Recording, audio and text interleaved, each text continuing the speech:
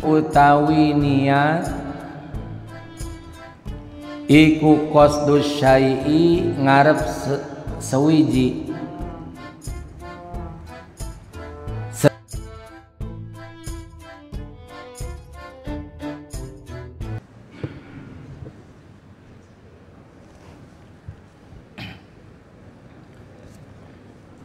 Assalamualaikum warahmatullahi wabarakatuh.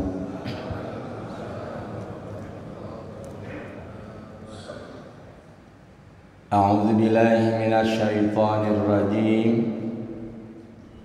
Bismillahirrahmanirrahim. Alhamdulillahilladzi faddala bani Adama bil ilmi wal amali ala jami'il alam. Wassalatu wassalamu ala sayyidina Muhammadin sayyidil arabi wal ajam wa ala alihi wa ashabihi ya nabi'al ulumi wal hikam. Asyhadu an la ilaha illallah wahdahu la syarika lahul haqqul mubin. Wa asyhadu anna sayyidana wa nabiyana wa maulana Muhammadan abduhu wa rasuluhu sadiqul wa'dil amin. Allahumma salli wa sallim wa barik ala sayyidina Muhammadil fatihi lima ughliqa wal khatimi lima sabaqa nasiril haqqi bil haqqi wal hadi ila siratikal mustaqim wa ala alihi wa ashabi haqqa qadrihi wa miqdarihil azim. Amma ba'd, faya ikhwanan fid din, ittaqullaha haqqa tuqatihi wa la tamutunna illa wa antum muslimun. Faqad qala Allah Ta'ala fi kitabihil karim, a'udzu billahis sami'il alim minasy syaithanir rajim. Walladzina amanu wa lam yuhajiru ma lakum min walayatihim min syai' ma lakum min walayatihim min syai'in hatta yuhajiru. Wa qala Rasulullah sallallahu alaihi wasallam an ibni Umar bin Khattab radhiyallahu anhu qala sami'tu Rasulullah sallallahu alaihi wasallam yaqul innamal a'malu binniyati wa innamal likulli imri'in ma nawa. Al hadis. Sadaqallahul azim wa sadaqa rasuluhun nabiyul habibul karim wa nahnu ala dzalika minasy syahidina wasyakirin walhamdulillahi rabbil alamin.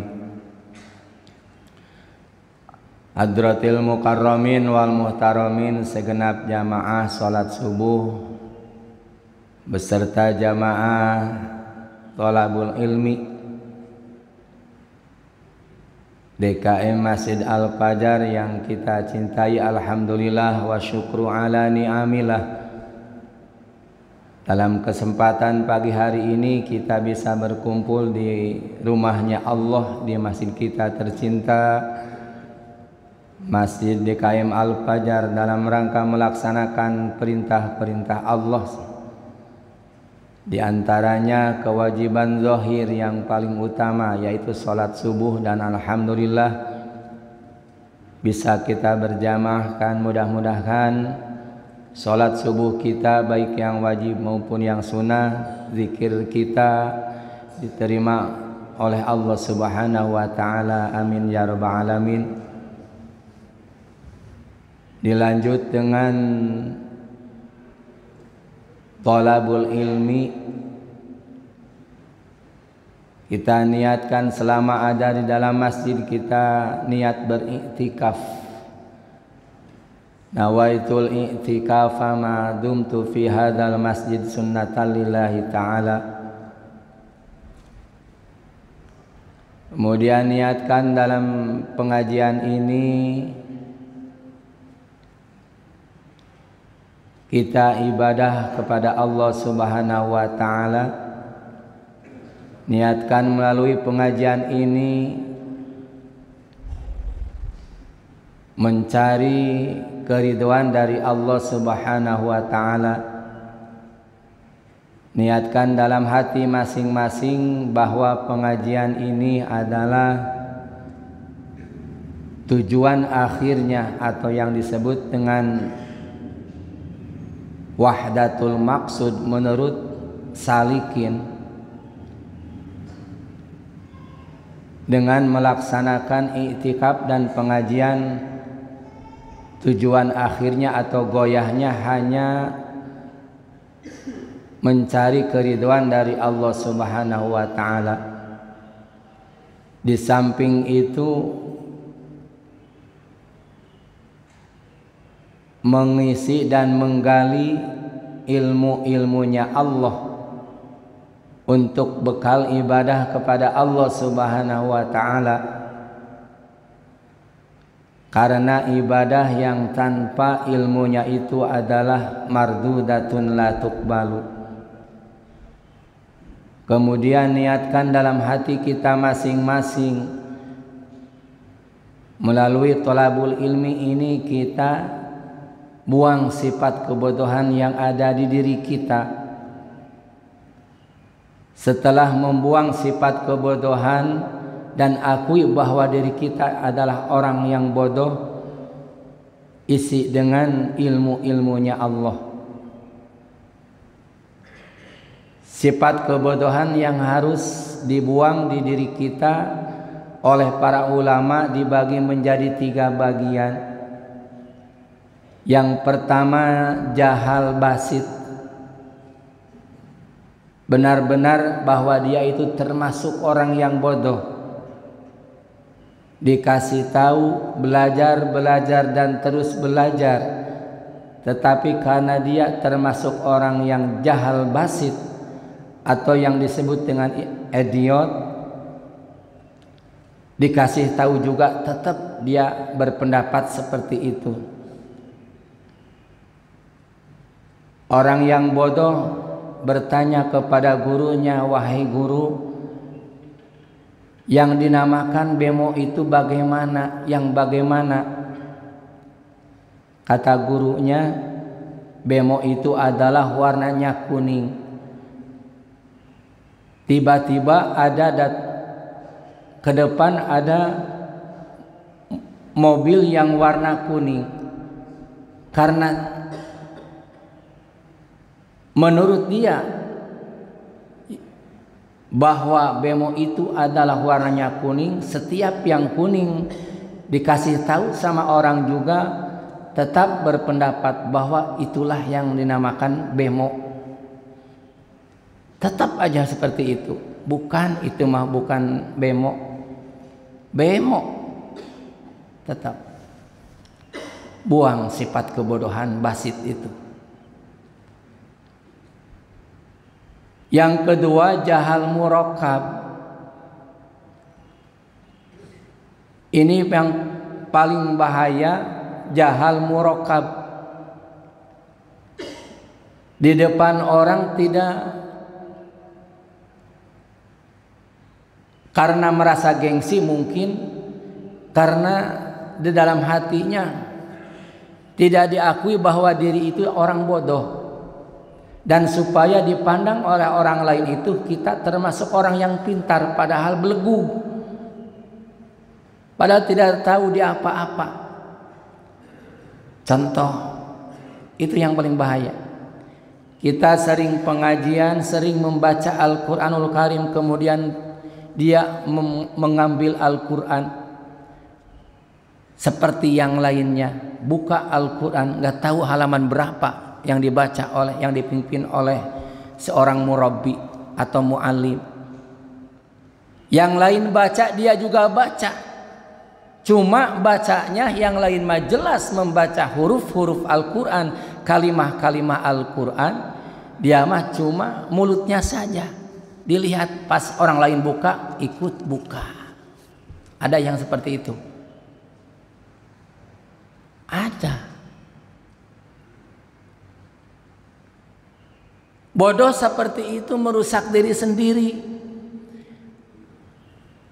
Karena gengsi, karena malu sama yang lain sudah pintar membaca Al-Quran, kita belum tahu huruf-huruf Al-Quran kemudian disatukan menjadi kalimat, tidak bisa membacanya. Akhirnya seperti itu. Disebutnya jahal murakkab. Kayak yang benar tahu tetapi tidak tahu sama sekali. Kemudian bertanya juga malu. Karena banyak di bawah kita usianya pada pintar membaca Al-Quran. Kemudian ikut pengajian, ikut tahsin, ikut belajar atau menanyakan terhadap yang paling bisa dibanding dirinya, gak mau, gengsi. Akhirnya seperti itu. Orang lain ketawa, ikut ketawa, kayak paham. Yang lain membaca Al-Quran, baca juga dia membuka Al-Quran. Cuma yang keluar dari mulutnya beda. Yang lain buka, ikut buka. Murakkab namanya. Yang ketiga, jahal itu, bodoh itu, bodoh basit, murakkab, ma'dzur. Bodoh ma'dzur. Bodoh ma'dzur itu adalah bodoh yang diampuni oleh Allah. Dengan kebodohan dia, Allah mengampuninya. Contoh orang rajin membaca Al-Quran, rajin ikut belajar membaca Al-Quran, tetapi begitu pas praktek membaca Al-Quran salah dan salah. Dan tidak merasa gengsi, tidak merasa malu dengan yang lainnya. Terus dia bertanya, terus dia belajar. Tetapi belajar dan terus belajar, ternyata tetap tidak bisa.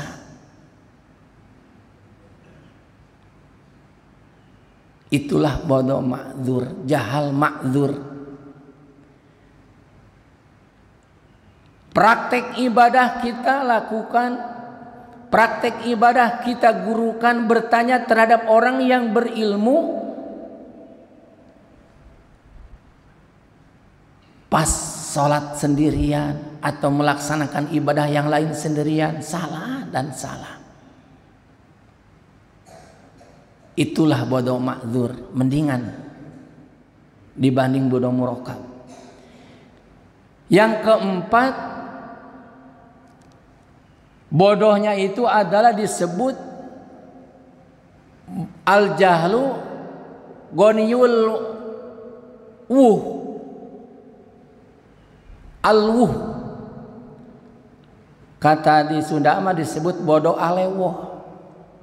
Tahu bodoh alewoh? Mengakui bahwa diri itu adalah seorang yang bodoh, tidak mengakui pintar. Kemudian kebodohan itu tidak dipelihara, selalu bertanya dan bertanya terhadap orang yang memahaminya tentang masalah itu. Nah ini yang bagus bodoh itu.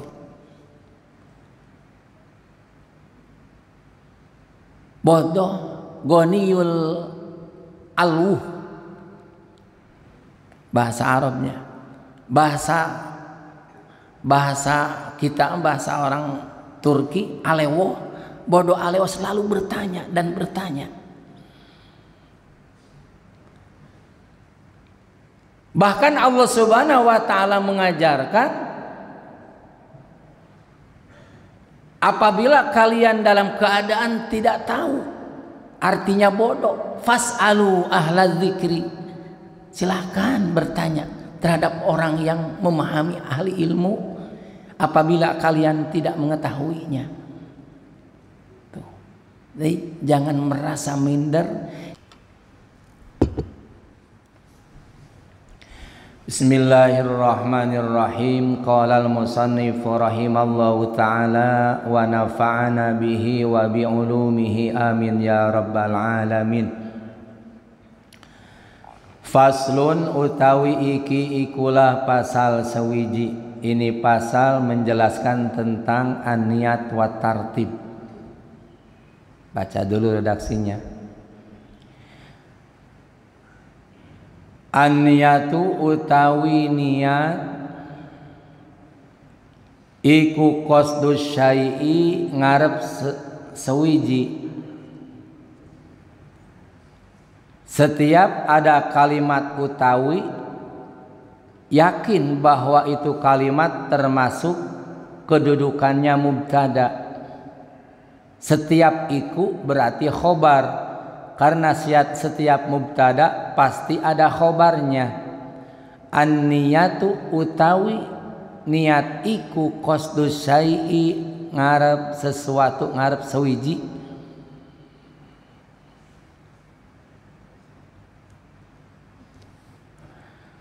Muktaronan kang den iringi, kang den barengi bi fi'lihi kalawan midamele iku se. Wa mahalluha utawi panggonane niat iku al-qalbu hati, hate.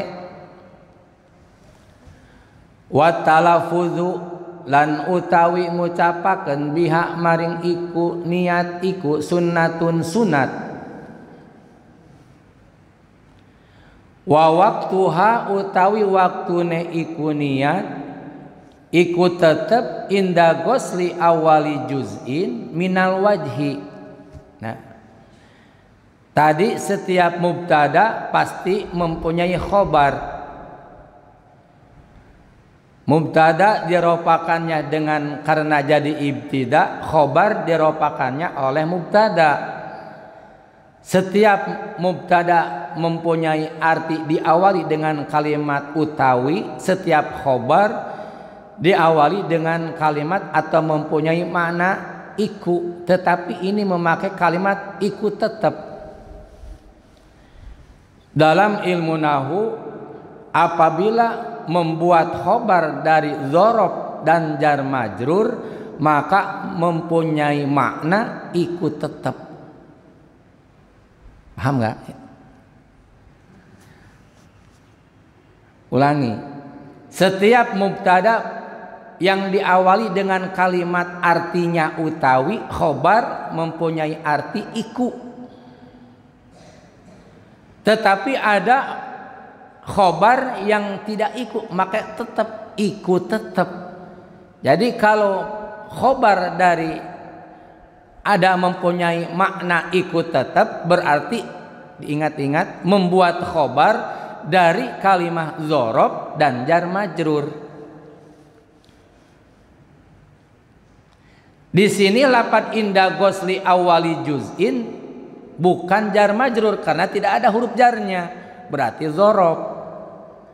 Jadi mempunyai arti sama iku tetap. Wa waqtuha utawi waktune niat iku tetap inda gosli awali juz'in ing dalem. Nah, membuang, menakdirkan kalimat fi, maka mempunyai arti ing dalem. Ing dalem sandinge ngawasu kawitane juz minal wajhi maring rarai.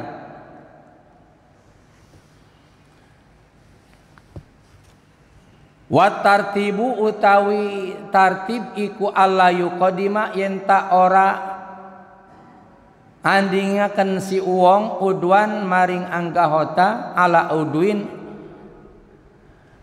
ing atase anggota kang weweneh. Nah, habis nih. Bismillahirrahmanirrahim. Ini pasal menjelaskan tentang niat dan tartib. Sedemikian oleh para ulama ahli fikih sampai mendetail. Sebelum kita praktek melaksanakan sesuatu, maka harus diawali dengan niat. Kemudian di dalam keterangan ada kalimat niat dan kalimat azam. Artinya sama, bermaksud sesuatu. Azam mengharapkan sesuatu, berniat untuk berbuat sesuatu. Niat juga seperti itu. Lantas bagaimana perbedaan antara niat dan azam? Azam, apakah yang menjadi dan dicatat oleh Allah menjadi pahala atau menjadi dosa? Apakah azam, apakah niat? Nah, di situ perhatikan. Yang dicatat oleh Allah perbuatan kita mulai dicatat oleh malaikat, apakah azam, apakah niat. Dalam diri kita bermaksud untuk berbuat maksiat. Contohnya, karena tidak ada makanan umpamanya, karena termasuk orang yang kurang mampu, beda dengan orang agnia, orang yang cukup. Menurut zahir pasti banyak makanan supaya nikmat dalam hati. Saya mau ke warung, begitu ke warung umpamanya, dalam hati ini belum berangkat. Apabila yang punya warung lagi kurang konsen, maka saya akan ambil salah satunya. Tidak dilakukan, maka tidak dicatat oleh malaikat azam. Bahkan azam itu sudah, maksud itu lebih daripada 50%.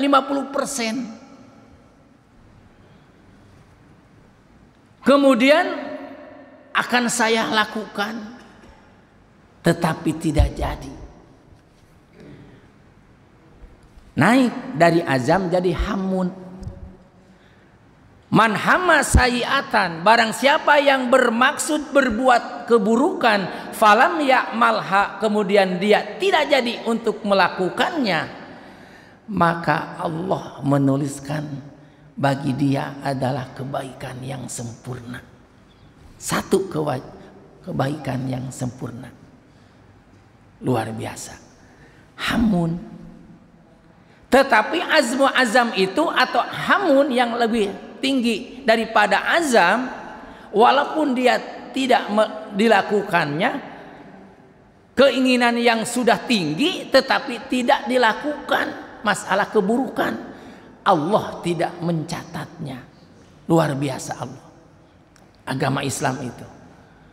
Keinginan yang tinggi, keburukan yang disebut dengan sayyi'ah, tetapi dia tidak jadi melakukannya, kemudian Allah mencatat satu kebaikan.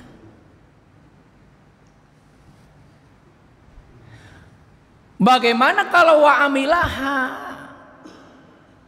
kemudian keinginan yang begitu tinggi kemudian jadi untuk melakukan sesuatu yang menurut agama adalah itu sayyi'ah, kemudian Allah baru mencatatnya satu kejelekan, satu keburukan.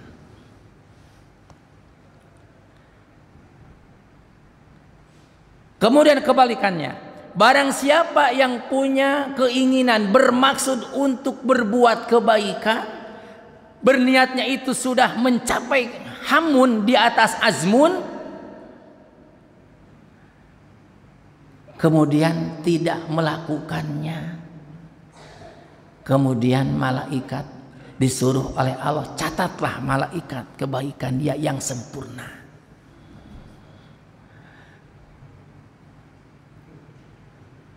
Bagaimana kalau keinginan tadi yang memuncak tadi dilakukan, dilaksanakan, fa'amilaha, maka Allah mencatat 10 kebaikan. Perbedaan antara keburukan dan kebaikan dalam Islam itu. Jadi kalau kita bermaksud atau berharap akan melaksanakan sesuatu kemudian kita tidak melakukannya, disebut azam. Jadi bahasanya jangan begini, saya niat besok mah akan puasa sunat, bukan niat, bukan. Azam disebutnya. Apa yang dinamakan dengan niat? Nah, an-niyatu qasdus syai'i muqtaronan bi fi'lihi. Yang dinamakan dengan niat itu adalah bermaksud melakukan sesuatu dengan tingkatan yang hamun tadi. Keinginan yang sudah tinggi, fa'amilaha, langsung dengan prakteknya. Pengen minum umpamanya, langsung minum. Niat namanya.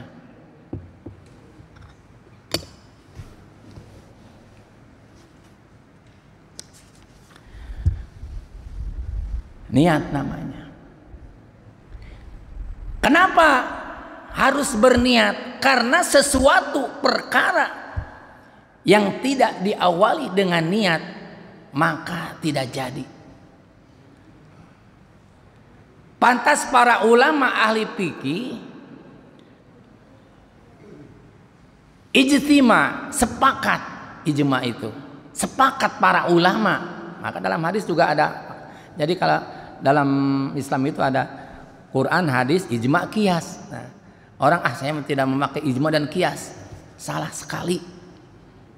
Hadis juga mencontohkan, ada kalimat contoh, rawahul Bukhari, rawahul Muslim, rawahu Syekhoni, rawahu muttafaqun alaih. Ittifaq, muttafaqun alaih, ada kalimat muttafaqun alaih. Nah, para ulama ulama ahli fikih yang disebut dengan fuqaha sepakat merundingkan, memusyawarahkan sesuatu itu harus memakai niat. Maka keluarlah kaidah fikhiyah. Nah, itu. Kita kalau mengkaji fikih harus dengan usul fikih. Itu. Mengkaji hadis harus dengan mustalah hadisnya, sehingga bisa membedakan mana hadis dhaif, mana hadis maudhu, mana hadis marfu, mana hadis sahih, mana hadis mutawatir. Itu dengan mustalah hadis.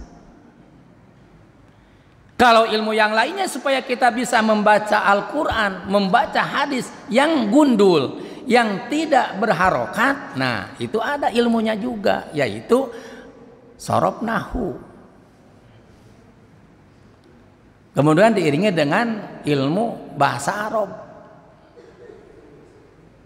Keluarlah kaidah dalam usul fikih bahwa kita melakukan sesuatu harus berniat. Datanglah kesepakatan para ulama sehingga melahirkan kaidah al-umuru bimaqasidiha. Masukin ke hati. Al-umuru bimaqasidiha, artinya sesuatu dan seluruh perkara itu dengan niat. Dari mana para ulama mengambil kalimat al-umuru bimaqasidiha? Mengambil dari hadis baginda Rasulullah Sallallahu Alaihi Wasallam, hadis yang diriwayatkan oleh Sayyidina Umar bin Khattab. Sayyidina Umar berkata, dia mendengar baginda Rasulullah Sallallahu Alaihi Wasallam, Rasulullah mengatakan seperti ini, Innamal a'malu binniyat wa innama likulli imri'in ma nawa. Nah, ada kalimat manawa. Innamal a'malu binniyat, pastinya sahnya amal itu biniat dengan adanya niat, atau mengartikan innamal a'malu binniyat, pastinya sahnya amal itu dengan adanya niat. Beda lagi itu. Dari mana mengartikan sah dan sempurna? Dari alif lam. Kalimat a'mal kemudian didatangin alif lam ciri ma'rifat, supaya tentu amal mengerjakan sesuatu datanglah dengan alut ta'rif. Maka alif lam termasuk salah satu alat ma'rifat. Nah, oleh para ulama ahli alat, al di situ mempunyai arti alil kamal dan alil sihah. Kalau al litarif mempunyai arti al lil kamal di kalimat innamal a'malu, maka mempunyai arti sesungguhnya, sempurnanya amal itu dengan adanya niat, al lil kamal. Sedangkan al lisihah pastinya sah, mensahkannya atau sahnya perbuatan kita itu, amal kita itu ditergantungkan dengan niat, al-lisihah. Wa innamal likulli imri'in ma nawa, dan bagi seseorang yang akan berbuat sesuatu itu manawa, apa yang dia niatkan. Walaupun sama-sama kita duduk di masjid, belum tentu kita berniat untuk thalabul ilmi. Tidak sedikit orang yang berangkat berjamaah di masjid bukan untuk melaksanakan sholat berjamaah. Tidak sedikit orang yang pergi pengajian tetapi niatnya bukan karena pengajian. Contohnya orang berangkat ke masjid, ruku sama ruku, sujud sama sujud. Begitu sujud karena niatnya bukan untuk berjamaah, keluar duluan. Apabila ada orang yang lengah, ngambil dompet orang, ngambil HP orang, sendal ditukarkan dengan yang bagus. Karena niatnya bukan untuk thalabul ilmi, bukan untuk berjamaah, melaksanakan sholat berjamaah, bukan. Banyak orang yang pergi ke pengajian bukan karena perintah Allah, wahdatul matlubnya ini hancur. Wahdatul matlub itu mensatukan perintah, hanya perintah Allah dan Rasulnya. La ilaha illallah, la matluba illallah. Bukan karena perintah Allah. Kalau bahkan bertanya, siapakah narasumbernya? Apa menunya? Kalau menunya bagus, saya akan ngaji. Niat ngajinya itu, niat berangkat ke masjidnya itu bukan karena perintah Allah Subhanahu wa ta'ala, tetapi karena menu.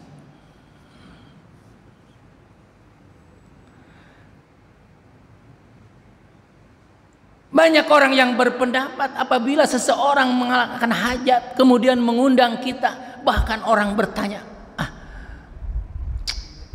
menunya tidak seperti itu, enggak mau bukan karena Allah Subhanahu wa ta'ala.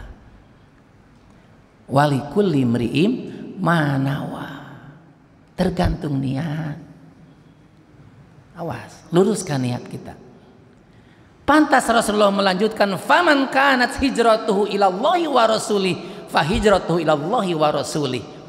Barang siapa yang hijrah berniat karena Allah dan Rasulnya, maka dia akan mendapatkan Allah dan Rasulnya. Barang siapa yang niatnya bukan karena Allah dan Rasulnya, tetapi mengharapkan duniawi, pasti dia akan mendapatkannya. Banyak orang yang melaksanakan sholat tahajud Banyak orang yang melaksanakan ibadah sholat duha, tujuan daripada sholat duha bukan karena mengikuti baginda Rasulullah, bukan karena perintah Allah, tetapi pengen sesuatu, pengen dilancarkan usaha, rajin puasa sunat karena ada sesuatu, bukan karena Allah dan Rasulnya. Apa yang dihasilkan bukan Allah dan Rasulnya, tetapi akan mendapatkan dunia. Pantas dalam Al-Quran mengatakan, man kana yuridu harsal akhirah, barang siapa yang mengharapkan kehidupan akhirat, nazid lahu fi harsi, maka kami akan memberikan apa yang dia pinta dan kehidupannya kami akan menambahkan. Tetapi apabila dia rajin puasa, rajin sholat sunat, tahajud dan duha, karena pengen kehidupan duniawi, nu'tihi mina, itu juga kami akan berikan kepadanya.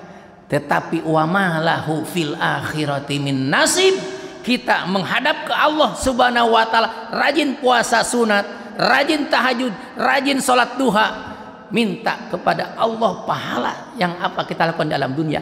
Wa ma lahu fil akhirati min nasib, tidak ada apa-apa di hadirat Allah karena niatnya.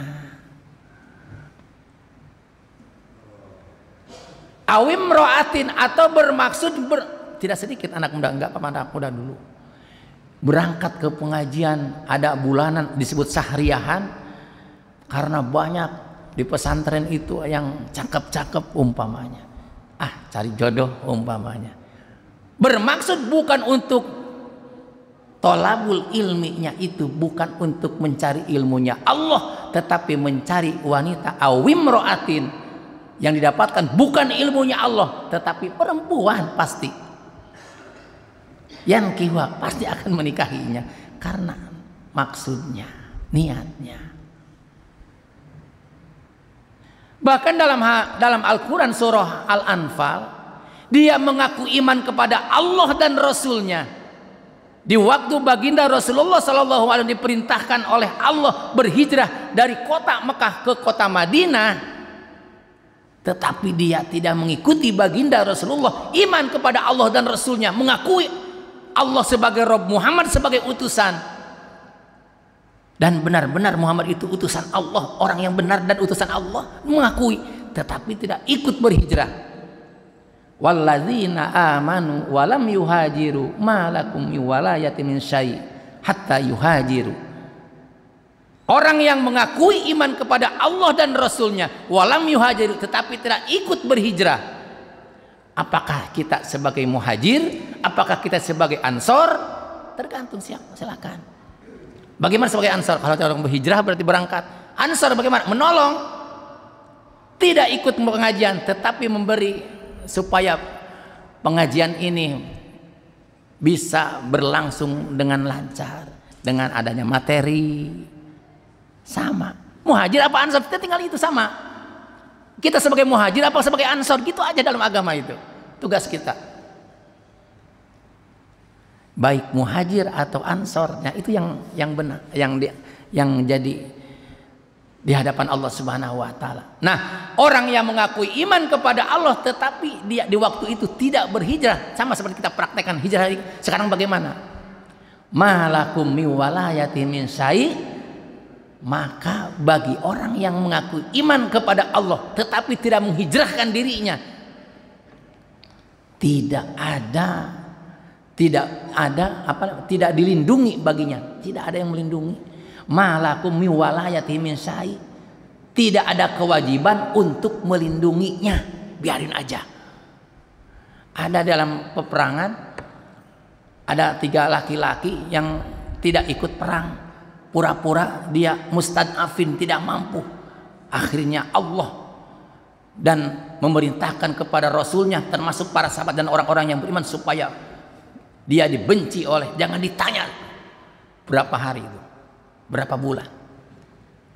Ketemu dengan orang yang beriman, sahabat dia, yang tadinya akrab, karena dia pura-pura, akhirnya tidak nanya, tidak dijawab, pura-pura tidak tahu, jalan aja ke itu.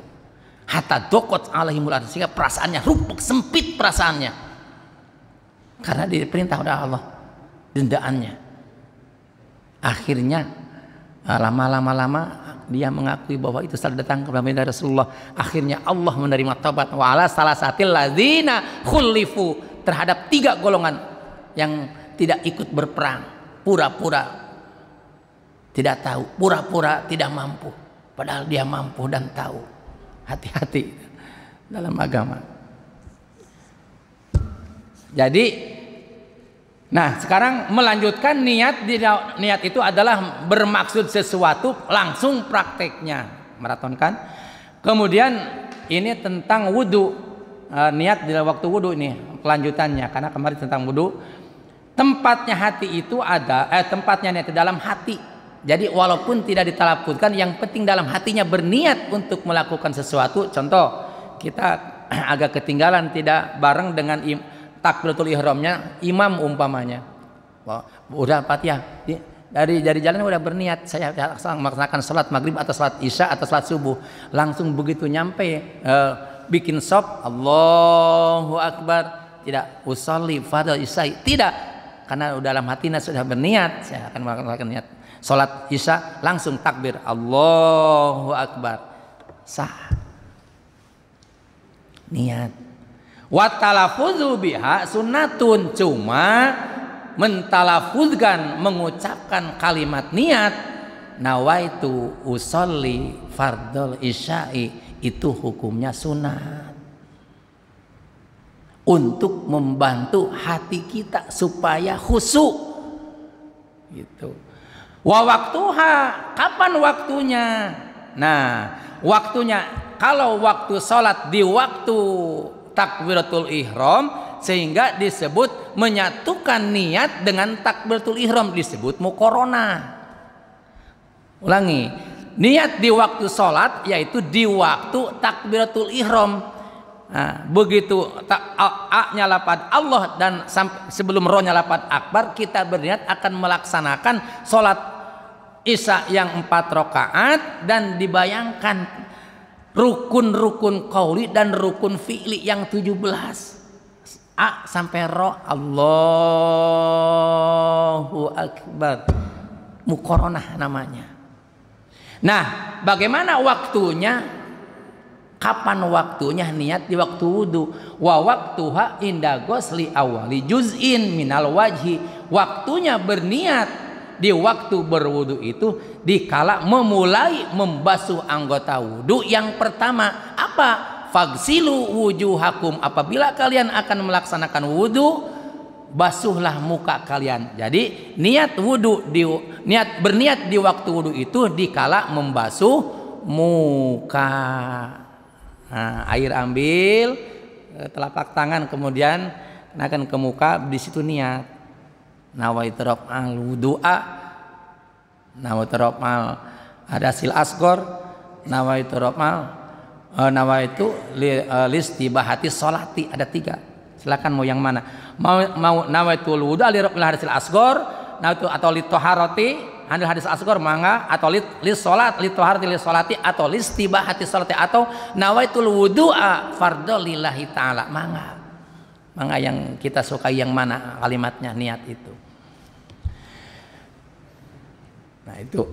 Kemudian terakhir, wa tartibu ala yuqaddima udwan ala udwin, yang kemudian di waktu melakukan atau melaksanakan rukun-rukun, baik rukun sholat atau rukun wudhu, harus tartib. Yang dinamakan dengan tartib itu adalah alla yuqaddima udwan ala udwin, jangan mendahulukan yang harus dilakukannya terakhir didahulukan, atau mendahulukan atau membelakangkan yang harus duluan, jangan, tapi harus tartib sesuai antrian gitu. Apa fungsi daripada niat? Fungsi daripada niat ada 2. 1, tamyizul adat anil ibadah. Yang pertama, fungsinya niat itu untuk memisahkan, untuk membedakan antara adat, kebiasaan dan ibadah. apakah dia termasuk adat itu atau ibadah. Nah, dengan adanya niat. Yang kedua, tamyizul ibadati ba'duha ala ba'din, memisahkan, membedakan sebagian ibadah dengan ibadah yang lainnya. Ini ibadah toharo, ini ibadah muamalat, ini ibadah yang lain-lainnya. Nah, itu fungsi daripada niat itu adalah tamyizul ibadah ba'duha ala ba'din, untuk membedakan satu ibadah dengan ibadah yang lainnya. Kalau tidak memakai niat, itu ibadah apa namanya? Nah, itu untuk membedakan tamyizul ibadah ba'duha ala ba'din. Wallahu a'lam. Beres bab niat. Nanti alat wudu itu adalah air, jadi nanti babul ma. Ada pertanyaan?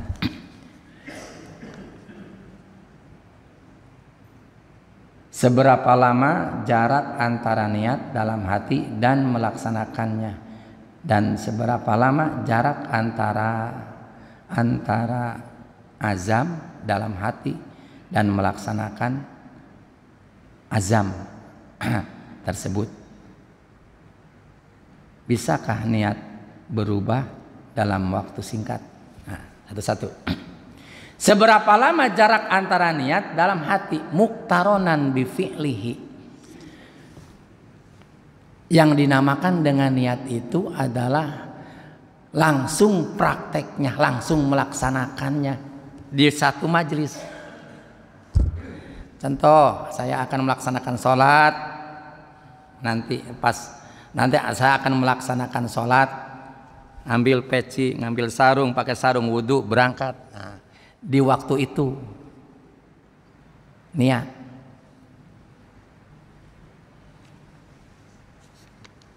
Di satu majelis minum, diam dulu, langsung minum. Nah, di waktu itu. Dan seberapa lama jarak antara azam dalam hati dan melaksanakan azam? Kalau azam tidak diteruskan dengan perbuatan. Jadi azam itu adalah bermaksud sesuatu tetapi tidak dilaksanakan. Azam namanya. Jadi di waktu kita bermaksud sesuatu tidak langsung dilaksanakan, tidak dilaksanakan sama sekali. Itu adalah azam namanya. Azmu. Bisakah niat berubah? Bisa. Bisa niat berubah. Saya niat mau dalam hati mau minum, tidak jadi. Karena di depan ada makanan. Niat berubah. Tidak jadi ngambil dalam hati, ngambil air, ngambil roti, ngambil roti. Bisa berubah. Bisa berubah. Dalam waktu itu. Maka dari waktu sholat, awas, hati-hati. Umpamanya imamnya rusak bacaan Fatihahnya, niat saya akan keluar dari berjamaah dengan imam ini. Di waktu itu keluar, tidak jadi berjamaahnya. Mufarokoh jadinya, pisah daripada imam. Hati-hati. Saya menggantungkan niat di waktu sholat. Apabila kita punya janji umpamanya dengan seseorang, apabila sudah ada kode A umpamanya, maka kamu harus siap. Allah, ikut berjamaah sambil menunggu umpamanya kurang. Tadi karena ada janji, umpamanya ada A, akhirnya dia keluar, batal sholatnya. Menggantungkan niat walaupun tidak jadi keluarnya. Wah, beda sholat mah tuh. Hati-hati. Jadi azam itu adalah bermaksud sesuatu yang kuat tetapi tidak dilakukan sama sekali. Itu azam. Sedangkan niat melakukan sesuatu dengan kuat keinginannya, kemudian dilakukan keinginan itu. Jadi langsung dengan prakteknya. Adapun jaraknya di waktu majelis itu. Tidak niat sekarang, dilakukannya nanti sudah di rumah. Bukan niat, bukan itu mah, bukan niat itu. Jadi jaraknya itu di waktu itu pula. Di waktu itu pula. Wallahu alam. Mudah-mudahan kita selalu diberi kemudahan dan keinginan kita untuk melakukan kebaikan dan selalu dan termasuk ahli ilmu. Amin ya rabbal. Al-Fatihah. A'udzubillahi minasyaitonirrajim. Bismillahirrahmanirrahim. Alhamdulillahirabbil alamin arrahmanir rahim maliki yaumiddin. Iyyaka na'budu wa iyyaka nasta'in ihdinas siratal mustaqim siratal ladzina an'amta 'alaihim ghairil maghdubi 'alaihim waladdallin.